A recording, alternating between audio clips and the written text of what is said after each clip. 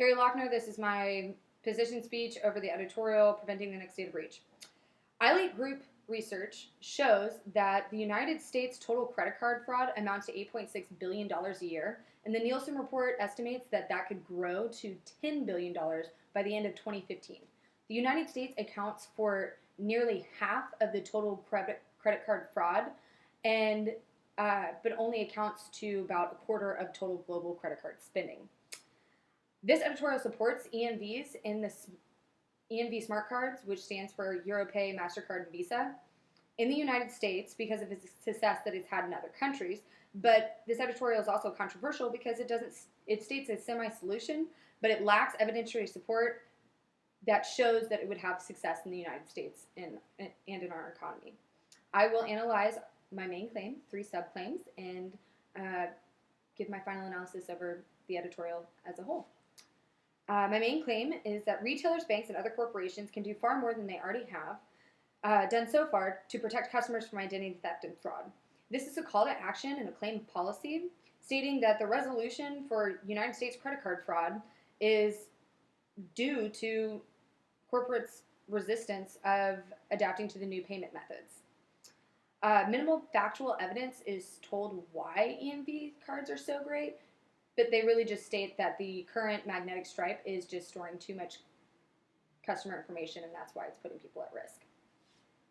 My first subclaim is a claim of value. It's judgmental value opinion.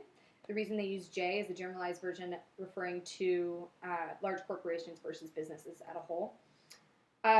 American retailers, targets, and corporations have resisted foolishly, as it turns out, the introduction of chip-based cards because they would have to invest in new equipment. The First Data Corporation estimates the total cost to make this transition, $6.75 billion to replace all point-of-sale devices, POS systems, $1.4 billion to issue smart cards, $500 million for ATM upgrades, and totaling out to almost $8 billion, which is the amount of our problem that we currently have now. On the merchant and consumer side, this would require us to replace 15 million POS systems, 360,000 automated teller machines, 609.8 million credit cards, and 520 debit cards. This shows that not only is it just something that will affect large corporations and retailers, it shows that this will affect everybody on a consumer scale and on a merchant scale. My third subclaim is a claim of policy, because it involves the word must. Target and other corporations must begin investing in better security measures to keep intruders out.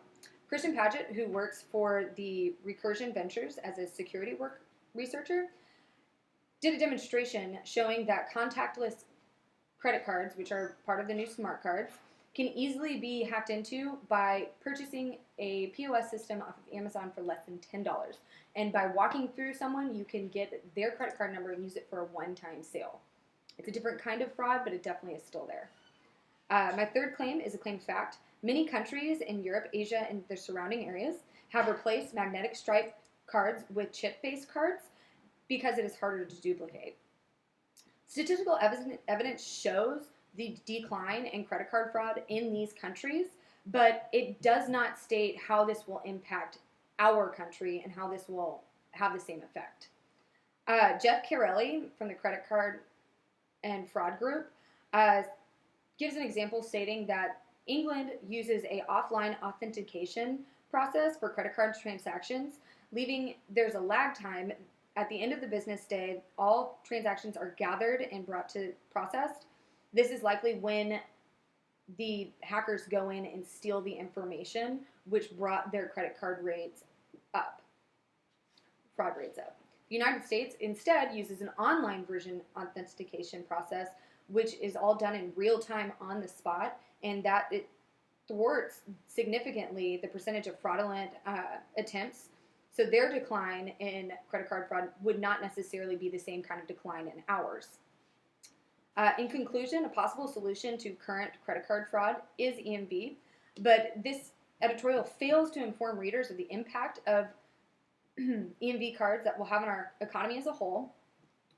After examining the main claims, it's easy for EMV cards to be the next step, but the editorial board needs to expand on why we haven't transitioned instead of just blaming large corporations.